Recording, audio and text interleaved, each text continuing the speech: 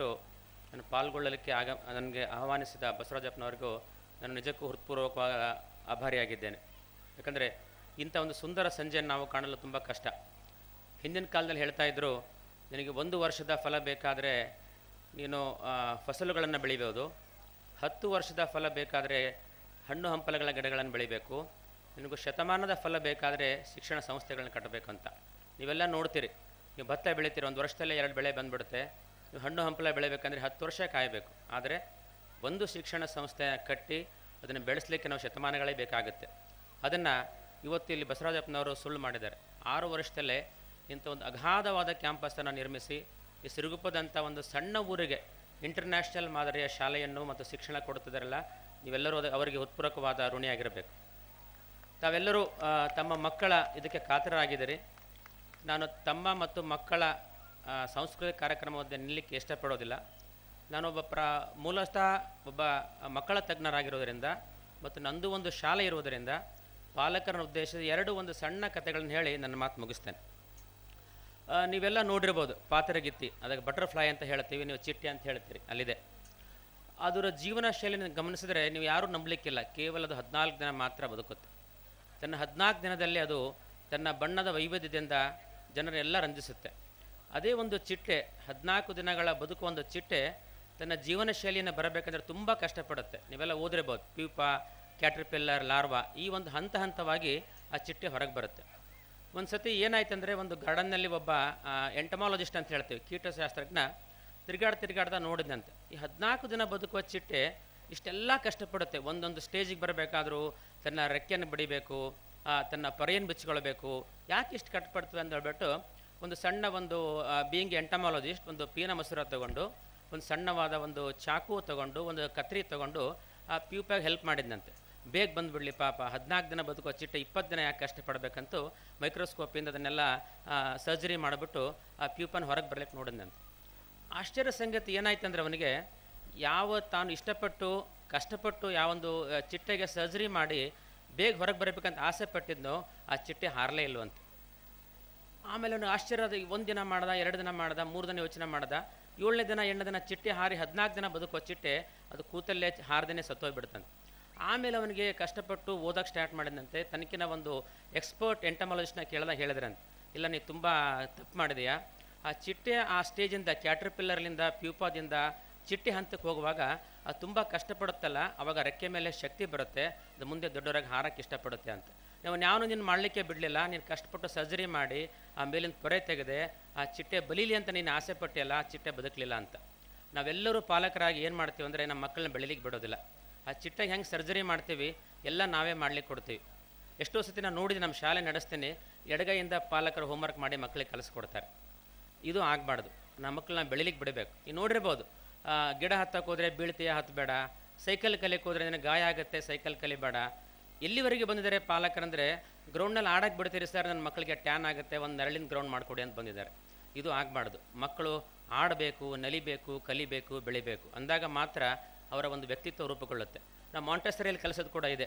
ಅದನ್ನೇ ಹೇಳ್ತಾರೆ, ನಾವು ರುದ್ರಮುನಿಯವ್ರ ಹತ್ರ ನಾವು ಮಾಂಟೆಸರಿ ಫ್ರಾಂಚೈಸಿ ತೊಗೊಂಡು ಮಾಡಿದಾಗ we are very much impressed. ಯಾಕಂದರೆ ಮಾಂಟೆಸರಿ ಶಾಲೆಯಲ್ಲಿ ಕೇವಲ ಲರ್ನಿಂಗ್ ಸ್ಕಿಲ್ ಕಲಿಸೋದಿಲ್ಲ, it gives a life skills. ನೀವು ಹೇಗೆ ಬದುಕಬೇಕು, ನೀವು ಹೇಗೆ ಬಾಳಬೇಕು, ನಿಮ್ಮ ಮುಂದೆ ಹೇಗೆ ಇರಬೇಕು, ಜನರ ನೋಡಿದ್ರೆ ಹೇಗೆ ಬೆಳಿಬೇಕಂತ ಕಳಿಸ್ತಾರೆ. ನೀವು ಅಮೇರಿಕಾ, ಇಂಗ್ಲೆಂಡ್ನಲ್ಲಿ ನೀವು ಓದ್ಬಿಟ್ರೆ, ಇಂಥ ಒಂದು ಸಭೆಯಲ್ಲಿ ಯಾರಾದರೂ ಇದ್ದರೆ ಏನಾದರೂ ಒಂದು ಕ್ಲಿಷ್ಟಕರವಾದ ಪ್ರಶ್ನೆ ಕೇಳಬೇಕಂದ್ರೆ ನಾವೇನು ಹೇಳ್ತೀವಿ ಅಂದರೆ, ಶಾಲೆಯಲ್ಲಿ ಒಂದು 4 ಜನ ಬುದ್ಧಿವಂತರನ್ನ ಆರಿಸ್ತೀವಿ. ಯಾರಾದರೂ ಶಾಲೆ ಇನ್ಸ್ಪೆಕ್ಷನ್ ಬಂದರೆ ನೀನು ಹೇಳಿ ಮರಿ ಅಂತ. ಆದರೆ ಅಮೇರಿಕಾ, ಇಂಗ್ಲೆಂಡ್ ಹೋಗೋರು ಹೆಂಗೆ ಹೇಳ್ತಾರೆ ಅಂದರೆ, ಎನಿಬಡಿ ಮಾಂಟೆಸರಿಯನ್ ಅಂತ ಕೇಳ್ತಾರೆ. ಅಂದರೆ ಮಾಂಟೆಸರಿಯಲ್ಲಿ ಶಾಲೆಯಲ್ಲಿ ಓದಂಥ ಹುಡುಗ ಏನು ಕ್ವಶನ್ ಕೇಳಿದ್ರು ಹೇಳಬಲ್ಲ ಅಂತ ಅವ್ರಿಗೆ ಅಷ್ಟು ಒಂದು ಅದ್ಭುತವಾದ ಪ್ರತಿಭೆ ಇರುತ್ತೆ. ಅಂಥ ಒಂದು ಮಾಂಟೆಸರಿ ಶಾಲೆ ನಿಮ್ಮೂರಲ್ಲಿದ್ದಕ್ಕೆ ನಿಜವಾಗ್ಲೂ ನೀವು ಕೃತಜ್ಞರಾಗಿರಬೇಕು. ಎರಡನೇದೊಂದು ಸಣ್ಣ ಸ್ಟೋರಿ ಹೇಳ್ತೇನೆ. ಹಿಂದಿನ ಕಾಲಕ್ಕೆ ನೀವು ಸರ್ಕಸ್ ನೋಡ್ತಿರ್ಬೋದು. ಸರ್ಕಸ್ನಲ್ಲಿ ತುಂಬ ಜೋಕರ್ ಇರ್ತಾನೆ, ಸಿಂಹ ಇರ್ತಾಯಿತ್ತು, ಹುಲಿ ಇರ್ತಾಯಿತ್ತು, ಆನೆ ಇರ್ತಾಯಿತ್ತು. ಜನ ಇಷ್ಟಪಟ್ಟು ಪ್ರಾಣಿಗಳು ನೋಡಲಿಕ್ಕೆ ಹೋಗ್ತಾಯಿದ್ರು. ಅವ್ರು ಕೇಳ್ತಾಯಿದ್ರು, ಅವ್ರನ್ನ ಇಮೇಜ್ ಬಿಲ್ಟ್ ಮಾಡಲಿಕ್ಕೆ ನಮ್ಮ ಸರ್ಕಸ್ನಲ್ಲಿ 4 ಸಿಂಹಗಳಿದ್ದಾವೆ, ಹುಲಿ ಇದ್ದಾವೆ ಅಂತ ಹೇಳಿ ಆ ಸರ್ಕಸ್ನ ಇಮೇಜ್ ಬೆಳೆಸ್ತಾಯಿದ್ರು.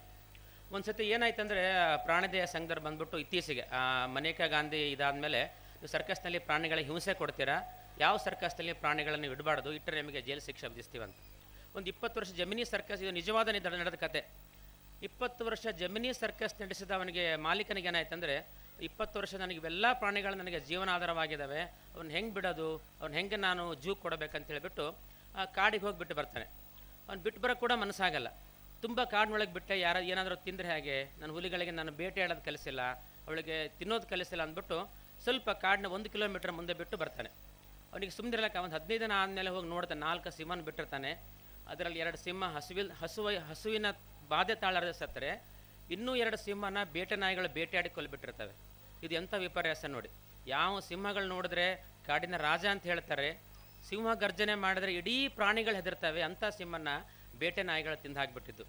ಯಾಕೆ ಅಂದರೆ ಸರ್ಕಸ್ತಿನ ಸಿಂಹಕ್ಕೆ ಬೇಟೆ ಆಡೋದು ಗೊತ್ತಿರೋದಿಲ್ಲ. ದಿನಾಲು ಮಾಲೀಕ ಅದನ್ನು ಮಾಂಸದ ಮುದ್ದೆಗಳನ್ನು ಕೊಟ್ಟು ಬೆಳೆಸಿದ್ದ. ನಾವು ಕೂಡ ನಮ್ಮ ಮಕ್ಕಳನ್ನ ಹಂಗೆ ಬೆಳೆಸ್ತೀವಿ, ಏನೂ ಮಾಡ್ಲಿಕ್ಕೆ ಬಿಡೋದು, ಎಲ್ಲ ನಾನು ಮಾಡು ಅಂದಾಗ ಕೊನೆಗೆ ಅವರೆಲ್ಲ ಶಾಲೆ ಕಲಿತು ಒಂದು ಕಾಡಿನಂಥ ಒಂದು ಸರ್ಕಸ್ನ ಸಿಂಹ ಆಗಿ ನಮ್ಮ ಜನಜೀವನ ಮಧ್ಯೆ ಬದುಕಕ್ಕೆ ಬಂದಾಗ ಅವರೆಲ್ಲ ತಾವು ಕಳೆದು ಹೋಗಿಬಿಡ್ತಾರೆ, ಏನೂ ಮಾಡಲಿಕ್ಕಾಗಲ್ಲ. ದಯವಿಟ್ಟು ಪಾಲಕರು ನಿಮ್ಮ ಮಕ್ಕಳನ್ನ ಬೆಳಿಲಿಕ್ಕೆ ಬಿಡಿ. ಇದನ್ನು ಯಾಕೆ ಹೇಳ್ತೇನೆ ಅಂದರೆ ನಾವು ಮಕ್ಕಳನ್ನ 2 ರೀತಿ ಬೆಳೆಸ್ಬೋದು. ಒಂದು ನಾವು ಗ್ರಾಸ್ ರೂಟರ್ಸ್ ಅಂತ ಹೇಳ್ತೀವಿ, ಇನ್ನೊಂದು ಪ್ಯಾರಾಶೂಟರ್ಸ್ ಅಂತ ಹೇಳ್ತೀವಿ. ಗ್ರಾಸ್ ರೂಟರ್ಸ್ ಅಂದರೆ ನೆಲಮಟ್ಟದಿಂದ ಮೇಲೆ ಬರೀತಾರೆ. ಒಂದು ಹುಲ್ಲು ಬೆಳೆಯೋದು ನೋಡಿದ್ರೆ ಅದು ಕಲ್ಲಿನ ಮಧ್ಯೆ, ಪೊಟ್ರೆ ಮಧ್ಯೆ ಆ ಒಂದು ಬೇರನ್ನ ಬಿಟ್ಟು ಮೇಲೆ ನಿಧಾನವಾಗಿ ಮೇಲೆ ಬೆಳೆಯುತ್ತೆ. ಅದು ಎಷ್ಟು ದಿನ ಎಂಥ ಮಳೆ ಬರಲಿ ಚಳಿ ಬರಲಿ ತಡ್ಕೊಳ್ಳುತ್ತೆ. ಇದಕ್ಕೆ ಗ್ರಾಸ್ ರೂಟರ್ಸ್ ಅಂತ ಹೇಳ್ತೀವಿ. ಅಂದರೆ ಪ್ಯಾರಾಶೂಟರ್ಸ್ ಅಂದರೆ ಒಂದು ಬಿಲ್ಡಿಂಗ್ ಮೇಲಿಂದ ಪ್ಯಾರಾಶೂಟ್ ಹಾಕೊಂಡು ಕೆಳಗೆ ಇಳಿದ್ಬಿಡ್ತೀರಾ, ಅದು ಬಿಚ್ಕೊಳ್ಳುತ್ತೆ. ಆ ಪ್ಯಾರಾಶೂಟರ್ಗೆ ಮತ್ತೆ ಮೇಲೆ ಹೋಗಂದ್ರೆ ಹೋಗ್ಲಿಕ್ಕಾಗಲ್ಲ. ಆದರೆ ಗ್ರಾಸ್ ರೂಟರ್ಸ್ ಏನು ಮಾಡ್ತಾರೆ ಅಂದರೆ ಕೆಳಗಿಂದ ಮೇಲೆ ಬರೋದು ಗೊತ್ತು, ಮೇಲಿಂದ ಕೆಳಗೆ ಹಾರೋದು ಗೊತ್ತು. ದಯವಿಟ್ಟು ನಿಮ್ಮ ಮಕ್ಕಳನ್ನ ಇವೆಲ್ಲರೂ ಗ್ರಾಸ್ ರೂಟರಾಗಿ ಬೆಳೆಸಿ, ಪ್ಯಾರಾಶೂಟರ್ನಾಗಿ ಬೆಳೆಸಬೇಡಿ. ನಿಮ್ಮ ದುಡ್ಡಿಂದ ಮಕ್ಕಳು ಬೆಳೆಸಬೇಡಿ, ನಿಮ್ಮ ವೈಯಕ್ತಿಕ ಕಲೆಯಿಂದ ಬೆಳೆಸಿ. ಅದಕ್ಕೆ ಖಲೀಲ್ ಗಿಬ್ರಾನ್ ಅಂತ ಒಬ್ಬ ನೊಬೆಲ್ ಪಾರಿತೋಷಕ ಹೇಳ್ತಾನೆ, ನಿಮ್ಮ ಮಕ್ಕಳು ನಿಮ್ಮ ಮಕ್ಕಳಲ್ಲ, ಅವರು ನಿಮ್ಮಿಂದ ಬಂದಿರಬಹುದು, ಅವರು ನಿಮ್ಮ ಸ್ವತ್ತಲ್ಲ. ಅವ್ರು ನಿಮ್ಮಿಂದ ಬಂದಿರಬಹುದು, ನಿಮ್ಮ ಸ್ವತ್ತಲ್ಲ. ನೀವು ಅವರನ್ನು ಬಾಣದಂತೆ ಬಿಡಬಹುದು ಹೊರತಾಗಿ ಆ ಬಾಣನ ಇಲ್ಲೇ ಹೋಗಿ ಸೇರಿಸು ಅಂತ ಹೇಳೋದು ತಪ್ಪಾಗುತ್ತೆ. ಈ ಬಾಣನ ದಯವಿಟ್ಟು ನಿಷ್ಠೆಯಿಂದ, ಕಾಳಜಿಯಿಂದ, ತುಂಬ ಕಷ್ಟಪಟ್ಟು ಬೆಳೆಸಿದ್ರೆ ತನ್ನ ಗುರಿ ತಾನೇ ಮುಟ್ಟುತ್ತೆ. ದಯವಿಟ್ಟು ನಿಮ್ಮ ಮಕ್ಕಳನ್ನ ಬಾಣದಂತೆ ಬೆಳೆಸಿ. ಇದು ಹಿಂಗೆ ಆಗಬೇಕು, ನನ್ನ ಮಗ ಡಾಕ್ಟ್ರೇ ಓದಬೇಕು, ನನ್ನ ಮಗ ಇಂಜಿನಿಯರೇ ಹೋಗ್ಬೇಕಂದ್ರೆ ನೀವು 3 Idiots ಪಿಕ್ಚರ್ ನೋಡಿದ್ರೆ ಅನುಭವ ನಿಮ್ಗೆ ಆಗ್ಬೋದು. ಯಾರು ಬೆಳೆಸಬೇಡಿ. ನಮ್ಮ ಮಗು ಒಳ್ಳೆಯ ನಾಗರಿಕನಾಗಲಿ ಅಂತ ಬೆಳೆಸಿ, ನನ್ನ ಮಗು ಒಳ್ಳೆಯ ವ್ಯಕ್ತಿತ್ವವಾಗಲಿ ಅಂತ ಬೆಳೆಸಿ ಹೊರತಾಗಿ ದಯವಿಟ್ಟು ನನ್ನ ಮಗುಗೆ LKGಯಲ್ಲಿ 99.4 ಇತ್ತು, UKGಯಲ್ಲಿ 99.6 ಬರಬೇಕು, ಫಸ್ಟ್ ಸ್ಟ್ಯಾಂಡರ್ಡ್ 100% ಮಾರ್ಕ್ಸ್ ಬರಬೇಡ ಅಂತ ಬೆಳಿಬೇಡಿ. ಅದಕ್ಕೆ ನಮ್ಮ ಗುರುರಾಜ್ ಕರ್ಜೂರಿ ಹೇಳ್ತಾರೆ, ನಮ್ಮ ಪಾಲಕರು ಹೆಂಗಿದ್ದಾರೆ ಅಂದರೆ ದೇರ್ ಆರ್ ಮಾರ್ಕ್ಸ್ವಾದಿಗಳಂತ. ಮಾರ್ಕ್ಸ್ವಾದಿಗಳಂದರೆ ಕಮ್ಯುನಿಸ್ಟ್ರಲ್ಲ, ಮಾರ್ಕ್ಸ್ನ ವಾದ ಮಾಡೋಂಥ ಮಾರ್ಕ್ಸ್ವಾದಿಗಳು. ಎಲ್ಲಿವರೆಗೆ ನಮ್ಮ ಪೇರೆಂಟ್ಸ್ ಬಂದಿದ್ದಾರೆ, ನಾನು ಪೇರೆಂಟ್ಸ್ ಆಗಿ ಹೇಳ್ತೇನೆ. ಪೇರೆಂಟ್ಸ್ ನೀವು ಸ್ಪೆಲ್ಲಿಂಗ್ ತೊಗೊಂಡ್ರೆ PERENTS ಅಂತ ಹೇಳ್ತೀವಿ. ಈಗ ನಮ್ಮ ಪೇರೆಂಟ್ಸ್ ಹೆಂಗಾಗಿದ್ದಾರೆ ಅಂದರೆ pay some rent and forget it, pay dash rent. ಎಷ್ಟು ಒಂದು ಫೀಸ್ ಕಟ್ಟಿಬಿಡಿ, ಸ್ಕೂಲಿಗೆ 50,000 ಕೊಡಿ, 1 ಲಕ್ಷ ಕೊಡಿ, ಎಲ್ಲ ಟೀಚರ್ಸ್ ಮೇಲೆ ಬಿಟ್ಬಿಡಿ. ನಿಮಗೂ ಮಾರ್ಕ್ಸ್ ತೊಗೊಳ್ಳಿಲ್ಲ, ಓದಲಿಲ್ಲ, ಮ್ಯಾನೇಜ್ಮೆಂಟಿಗೆ ಬೈತೀರಾ, ಇಲ್ಲ ಟೀಚರ್ಸ್ಗೆ ಬೈತಾರೆ. ಯಾಕೆ ನಿಮ್ಮದು ಜವಾಬ್ದಾರಿ ಅಲ್ವಾ. ಮಗು ಶಾಲೆಯಲ್ಲಿ ಕೇವಲ 8 ತಾಸಿದ್ರೆ 16 ತಾಸು ನಿಮ್ಮ ಜೊತೆ ಇರ್ತಾನೆ. ಸಾಮಾನ್ಯವಾಗಿ ನಾನು ಮಕ್ಕಳ ಡಾಕ್ಟ್ರಾಗಿ ಹೇಳ್ತೀನಿ, ಮಕ್ಕಳು ಕೇಳಿ ಕಲಿಯೋದಿಲ್ಲ, ಮಾಡಿ ಕಲಿಯೋದಿಲ್ಲ, ನೋಡಿ ಕಲಿತಾರೆ. ನಿಮ್ಮ ಮನೇಲಿ ನೀವು ಏನು ಮಾಡ್ತೀರಾ, ನಿಮ್ಮ ತಂದೆ ಹೇಗೆ ಮಾಡ್ತಾನೆ, ತಾಯಿ ಹೇಗೆ ಬಿಹೇವ್ ಮಾಡ್ತಾಳೆ, ಯಾರಿಗೆ ಗೌರವ ಕೊಡ್ತಾರೆ, ಏನು ಅದನ್ನು ಮಕ್ಕಳು ಕಲಿತಾರೆ. ದಯವಿಟ್ಟು ನೀವು ನಿಮ್ಮ ಮಕ್ಕಳಿಗೆ ಮಾದರಿಯಾಗಿ, ಆ ಮಾದರಿನೇ ನಿಮ್ಮ ಮಕ್ಕಳನ್ನ ಬೆಳಲಿಕ್ಕೆ ಸಹಾಯವಾಗುತ್ತೆ. ನಾವಾಯಿತು, ಬಸವರಾಜಪ್ಪರಾಯಿತು, ಶಾಲೆ ಮಾಡಿ 8 ತಾಸನ್ನ ಮಕ್ಕಳಿಗೆ ಕಲಿಸ್ಬೋದು, ಆದರೆ 16 ತಾಸು ನೀವು ಮನೇಲಿ ಇರ್ತೀರಿ. ಅದಕ್ಕೆ ಹೇಳ್ತಾರೆ, ಮನೆಯೇ ಮೊದಲ ಪಾಠ, ಶಾಲೆಯೇ ತಾಯಿಯೇ ಮೊದಲ ಗುರು ಅಂತ. ಅದನ್ನು ನೀವು ದಯವಿಟ್ಟು ಗಮನದಲ್ಲಿಟ್ಟುಕೊಂಡು ನಿಮ್ಮ ಮಕ್ಕಳನ್ನ ಬೆಳೆಸಲಿಕ್ಕೆ ಸಹಾಯ ಮಾಡಿ.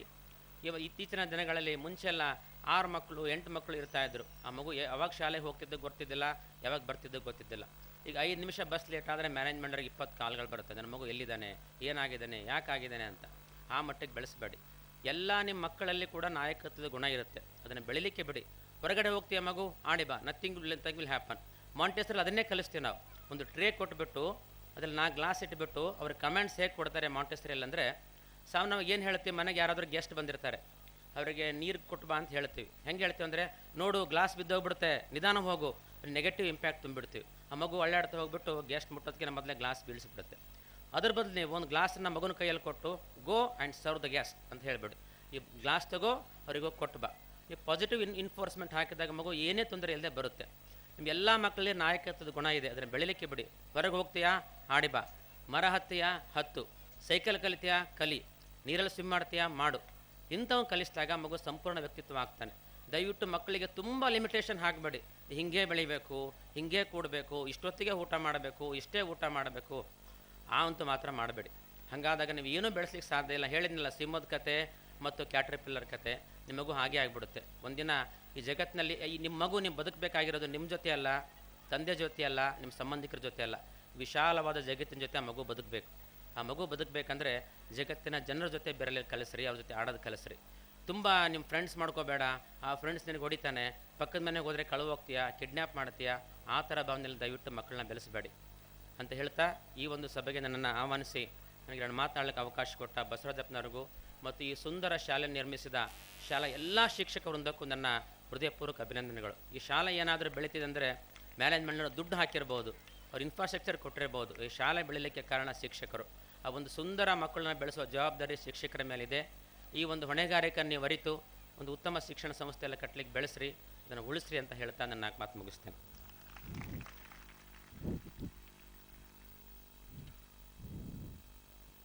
Thank you very much, sir. Now I would request Dr. B.M. Rudramuni sir to deliver a few words for the audience. Vishwajyothi Montessori ಶಾಲೆ ಇವತ್ತು 6ನೇ ವಾರ್ಷಿಕೋತ್ಸವ ಆಚರಣೆ ಮಾಡ್ತಾ ಇದೆ. ಅದಕ್ಕೆ ಬಹಳ ಹೆಮ್ಮೆಯಿಂದ ನಾನು ಅವರಿಗೆ ಒಂದು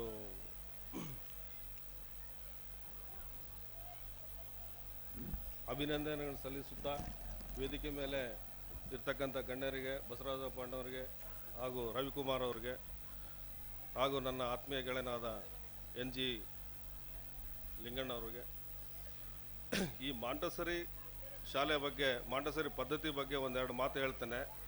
ಡಾಕ್ಟ್ರು ನಿಮಗೆ ಆಲ್ರೆಡಿ ಸ್ವಲ್ಪ ವಿವರವಾಗಿ ತಿಳಿಸಿದ್ದಾರೆ.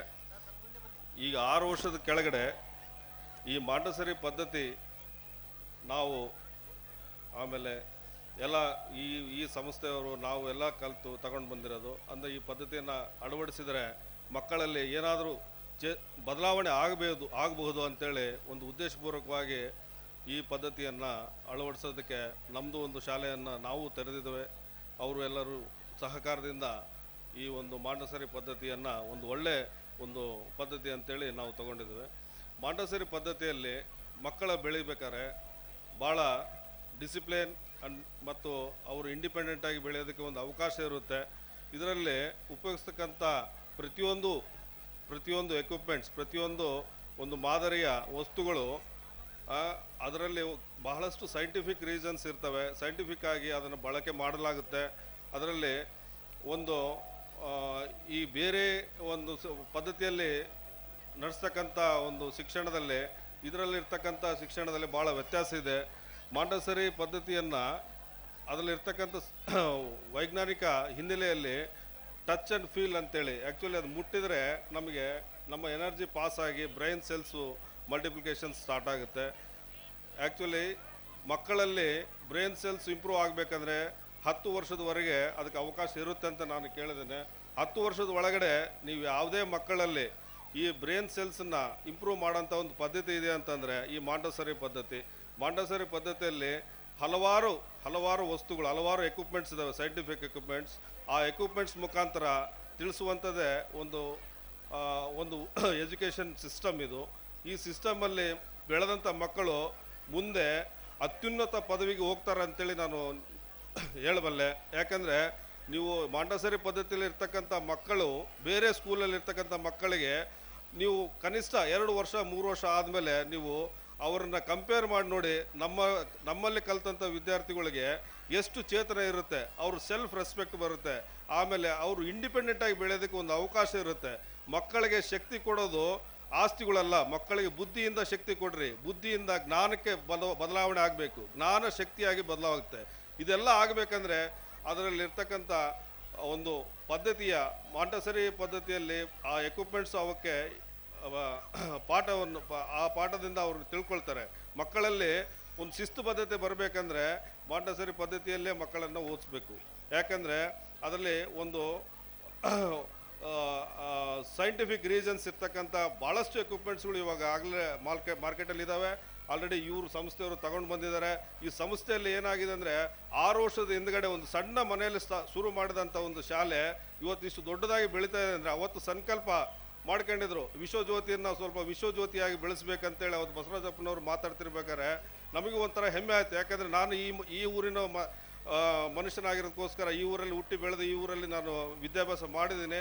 ನನಗೂ ಗೊತ್ತು ಈ ಊರಲ್ಲಿ ಏನಾಗಿದೆ, ಏನಿತ್ತು ಮೊದಲು, ಇವಾಗ ಏನು ಆಗ್ತಾ ಇದೆ ಅಂತೇಳಿ. ಇಷ್ಟು ದೊಡ್ಡ ಅವಕಾಶ ಇಲ್ಲಿ ನಮ್ಮೂರಲ್ಲಿ ಬಂದಿರೋದಕ್ಕೋಸ್ಕರ ಒಂದು ಸದುಪಯೋಗ ಎಲ್ಲ ಪೇರೆಂಟ್ಸ್ಗಳು, ಎಲ್ಲ ಪೋಷಕರು ಸ್ವಲ್ಪ ಇದ್ರ ಕಡೆ ಗಮನ ಕೊಟ್ಟು, ಮಾಂಟೆಸರಿ ಪದ್ಧತಿ ಅಂದರೆ ಇದೇನು ದೊಡ್ಡ ಬೇರೆ ಸಿಸ್ಟಮ್ ತಂದಿದ್ದಾರೆ, ನಾವು ಮಾಡಬೇಕು ಮಾಡಬಾರ್ದು ಅಂತ ಪ್ರಶ್ನೆ ಅಲ್ಲ. ಇದು ಒಂದು ವಿದ್ಯೆ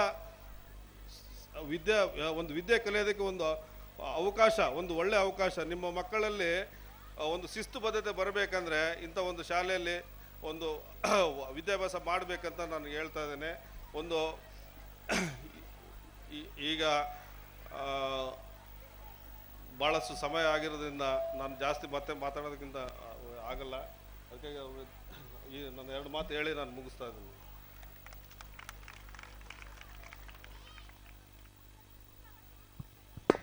Thank you very much, sir. Now I would call Mr. A. Ravikumar sir to deliver a few words for the audience. Little children and their parents and the teachers of this institution. At the outset, I would like to thank Vishwajyoti Educational Trust for having invited me to this 6th annual Montessori Day celebration. On this occasion, I would like to tell few words about the education. Education is the essence of the human resource development, which plays significant role in balancing socio-economic frame of the country. Just before this meeting, we had a round around the Vishwajyoti Montessori School and also Vishwajyoti International School. One has to appreciate the vision of the Vishwajyoti Educational Trust. The mammoth structural buildings they have come out is a significance of their vision. The fees they are charging is very much minimum, giving the highest learning to the children. Mostly the big educational institutions are concentrating in bigger and 2-tier cities.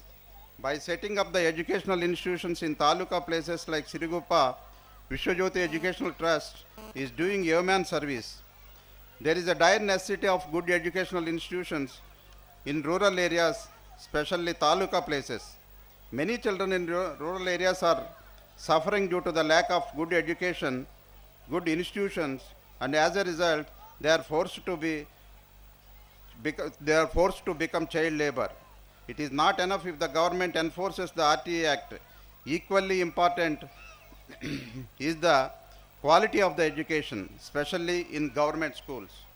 The principles of the education is to be maintained by the institutions. The principles of the good education are, there are 11 principles. 1, promotes core values. 2, defines character to include thinking, feeling and doing. Number 3, uses comprehensive approach, creates a caring community. Number 5, provides students with opportunities for moral action. Number 6, offers meaningful and challenging academic curriculum. Number 7, fosters students' self-motivation. Number 8, engages staff as a learning community. Number 9, fosters shared leadership. Number 10, engages families and community members as partners. Number 11, assess the culture and climate of the school. Any education system to be successful, the medium of instruction is very important. The medium means the language in which the learning is offered. Actually, it is preferable to have 3 languages. That is one, the mother tongue, that is our Kannada, which is to be given preference at all stages. Number 2, the national language. That is the language like Hindi. It is very important once the child moves out of the state or to the other states, this place